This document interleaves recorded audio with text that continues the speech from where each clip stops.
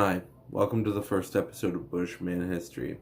Today we're going to be discussing the Geneva Protocol and how it has relevance to this day. But before we can discuss the reasons why it has relevance today, we must look at why it came about. In 1915, the Germans first used gas in World War I in the Battle of Ypres against the French, killing 6,000 French soldiers. It was a slaughter.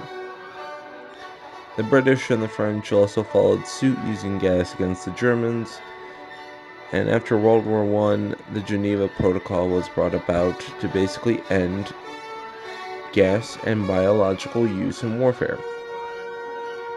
Due to this reason, many countries frown upon when other countries use gas or chemicals in warfare, especially biological ones. Following this, we can look at several key points in modern history where people have used gas or biological weapons and have been frowned upon by the United Nations, NATO, or the rest of the world. Let's take the Holocaust, for instance. From 1940 to 1945, the Germans used Cyclone B against the Jews and gassed them. Cyclone B is basically a pellet form of gas. Another instance in World War II would be the Russians and the Germans. They wanted to use gas against each other, but unfortunately, they thought the world would frown upon them. Let's look at the 1990s. Saddam Hussein was going to use biological weapons against UN, the United States, Britain, and the coalition forces, like he did in Iran.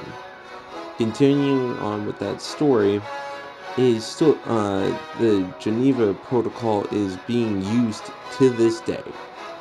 The Geneva Protocol does state in it, though, that it can only be used in warfare sense. So riot control, you're allowed to use it. But in warfare, you are not allowed to use any biological or chemical weapon. The biological and chemical use in riot control is what is stirring up controversy to this day. They still don't think that police should be able to use chemical or biological weapons in a sense to cause riot control. If you guys did enjoy the video, make sure to hit that thumbs up and to make sure to support the channel. It would be very, very appreciated. And that further said, I'll see you all in the next video, which will probably be covering, hopefully, very soon. The subject I can say, though, will be most likely talking about probably Kursk. See you then.